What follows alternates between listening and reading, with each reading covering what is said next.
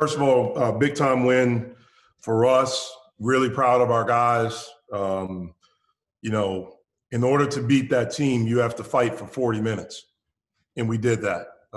We were able to, sustain a lead throughout the game, even when they made runs. We knew they were going to make runs, but we were able to extend it every time they made a run.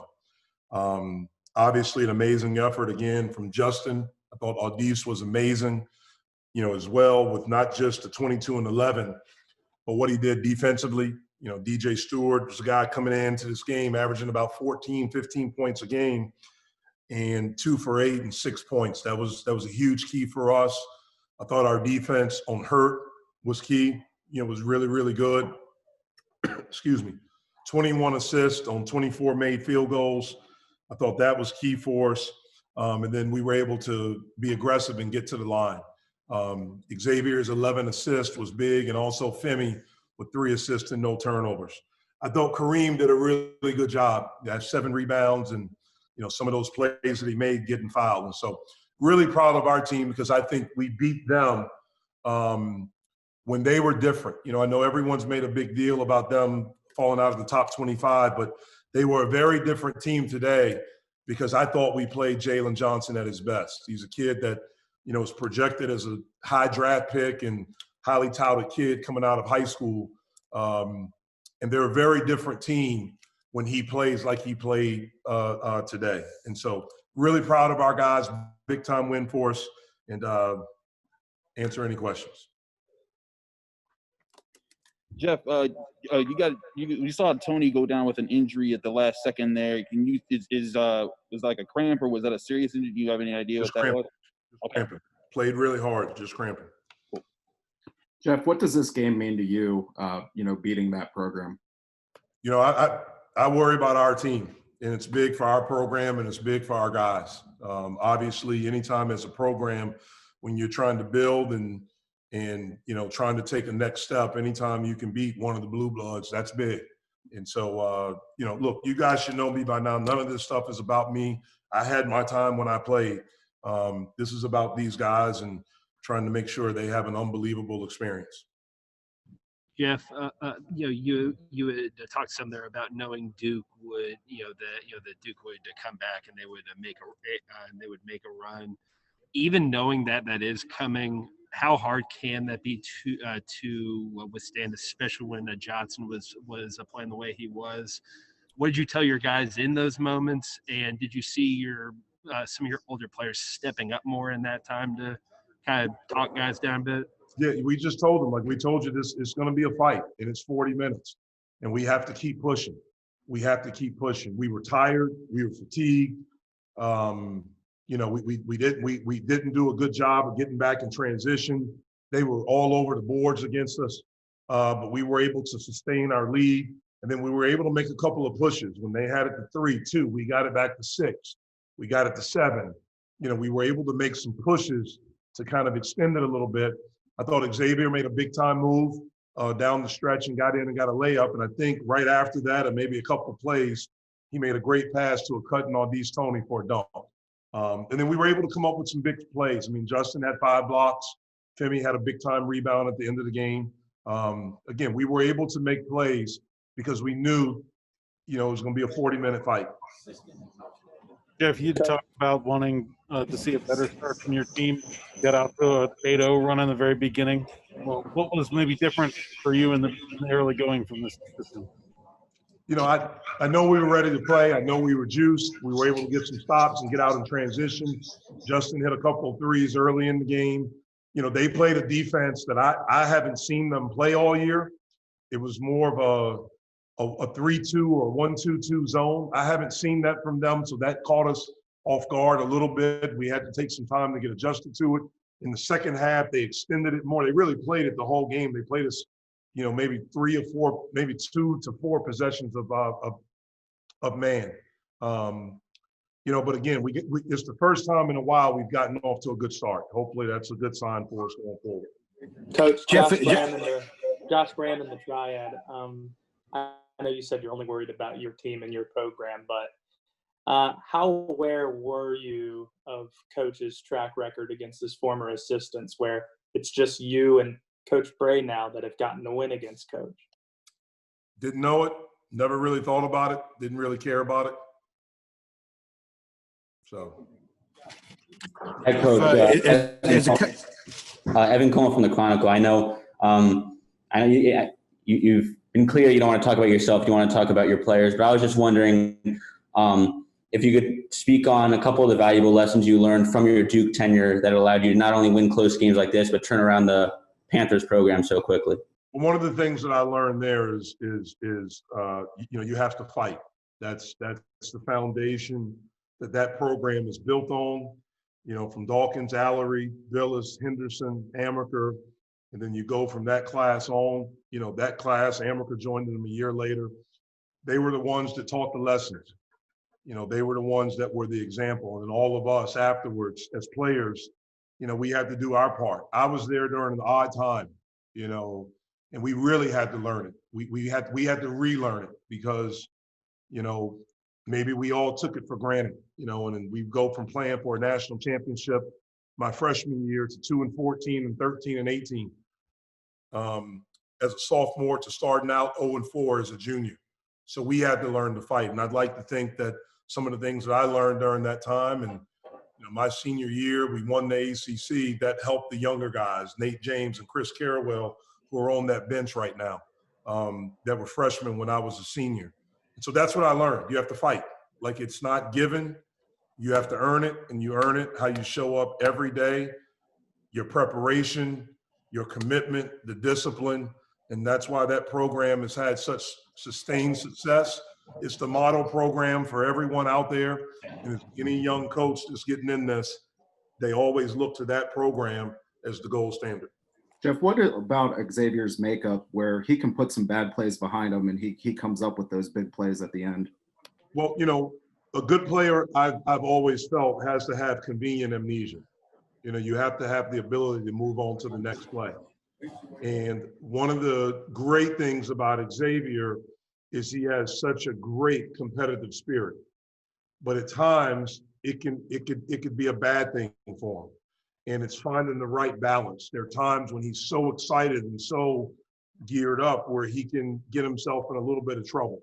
But he's matured as a player where even in situations, if it's not, I still want the ball in his hands and I trust him to make the right decision. And down the stretch, the free throws, the basket, the pass to Aldis, the defense, he was able to make huge plays for us. Jeff, as a coach, do you appreciate the 21 assists as much as Justin's 31 points? I appreciate the assist more because probably a lot of them led to Justin's points, especially when you have 21 assists on 21 made field goals. It shows that we really did a good job of sharing the basketball.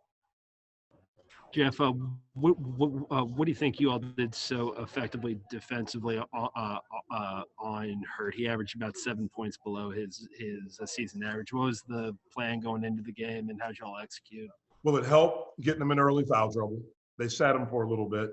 One of the best ways to defend the guys is to get them on the bench.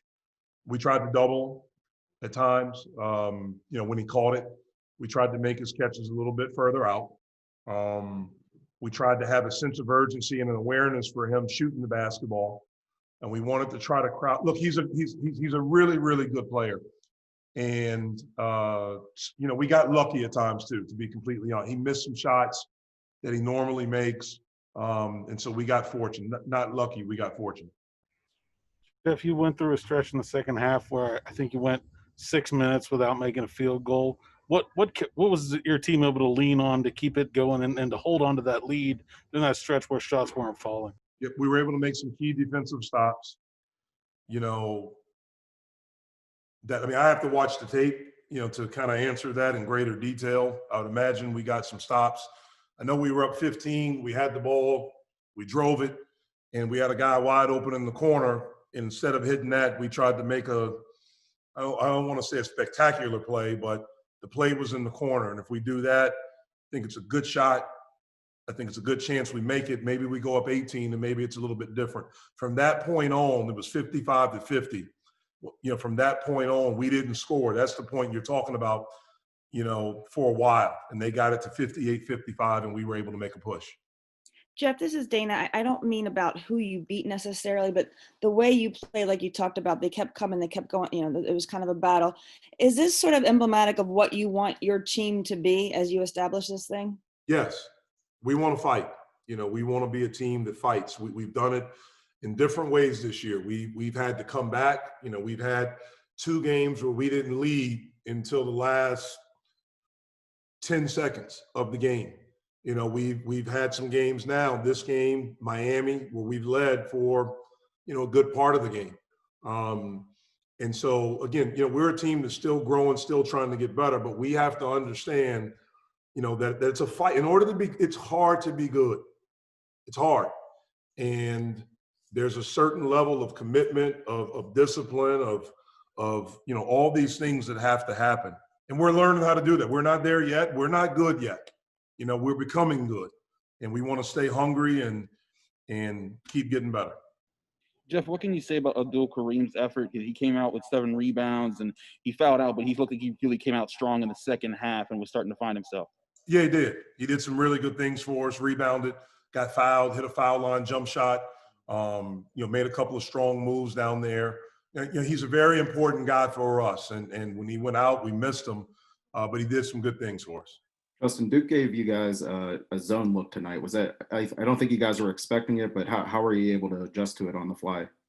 That was kind of awkward zone. It was more like a 3-2 kind of zone, but I guess it's always about finding the open spots, and I think that as a team we're really good at that, and we did that, and it worked out pretty well for us. We're not gonna open shots. Do you think playing 2 straight games against the Syracuse zone helped with that?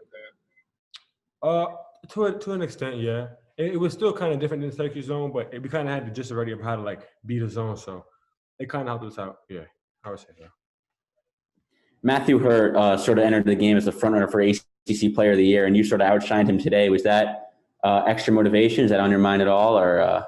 Definitely, yeah, definitely. Before the game, I kept saying to myself that I don't think that he's better than me, and I went out there and I kind of proved it. Justin, your teammates had 21 assists as a team. You guys are moving the ball around. What can you say about the offensive chemistry?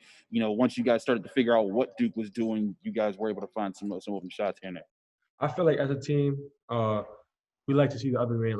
Whoever has a hot hand, we like to see them eat. So X had, I think, 10 assists today, and he's very good at getting off the ball and finding the open man. And I just feel like that kind of gets us going. Like when we make a good pass, extra pass, and knock a shot down, get a dunk, get a layup, and get easy buckets, and it just keeps the game going and gets us more momentum. Justin, what do you think allowed y'all to withstand some of those Duke runs? And when they were getting close in those instances, especially as Johnson was heating up, what were the conversations among the guys like? What were the coaches saying? They were just like, we got to sit down on defense, guard our yard and just stay poised, You can't, everybody, basketball is a game of runs. So we can't get down each other when the other team is going on a little run, but I feel like we should have stuck together and pulled it up. In that regard, Justin, how important was it to get out to that early lead and really make them play from behind for most of the game? It was very important. They're a very good team. So getting out in that lead and kind of suppressing them in the beginning, it helped us out in the long run. They didn't get off to any kind of crazy runs, and then come down in the second half, I think we were up 15, and then that's when they made their run. So it kind of gave us a little edge and a slow step up on them. Justin, Duke's down a little bit this year. They're 5-4, but I mean, it's still that program. For you guys as a team, especially still kind of trying to prove yourselves a bit, what does a win like this signify?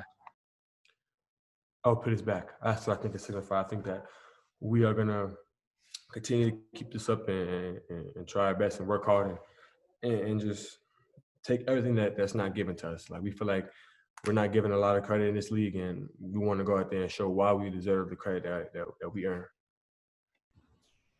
Justin, Coach Capel, obviously, he wanted this win to be about you guys, but obviously that's a program that has meant a lot to him. What did it mean for you guys to be able to get him that win over his old team and his old coach? I feel like we owed them a win. We owed them a win since last year. We lost at their house by not a lot, and after that, I felt like we could have beat them last year. So as a team, I feel like we all wanted it equally. Like everybody in the locker room really, really wanted to win this game, and it just felt good to do it. Justin, what are the biggest difficulties of trying to match up against someone like a Jalen Johnson? I mean, I think he had 18 and 10 in the second half alone. I mean, how difficult is it to really try to contain a guy like that?